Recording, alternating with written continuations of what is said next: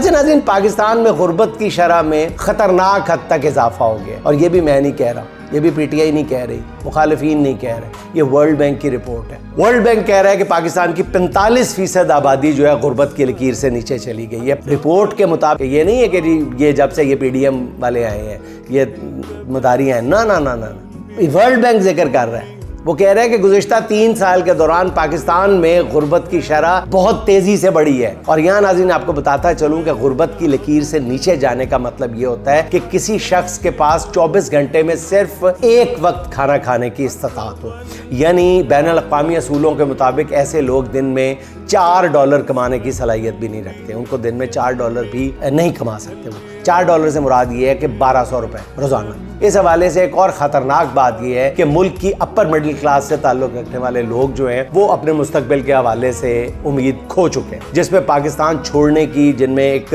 دوڑ لگی ہوئی نظر آ رہی ہے۔ پچھلے 3 سال کے دوران، پھر میں کہوں گا کہ پچھلے جو کچھ ہوا ہے انہیں 3 سالوں میں کیوں ہوا ہے؟ بھول جائیں کہ 3 سال پہلے کون تھا جس کے نام لینے پہ پابندی ہے، اس کو مجھے ہر پاکستان پہ آفت جو ٹوٹی ہے وہ انہی 3 سالوں میں ٹوٹی ہے۔ معاشرتی حوالے سے، سیاسی حوالے سے، معاشی حوالے سے جو بھی قیامت آئی ہے وہ انہی 3 سالوں میں آئی۔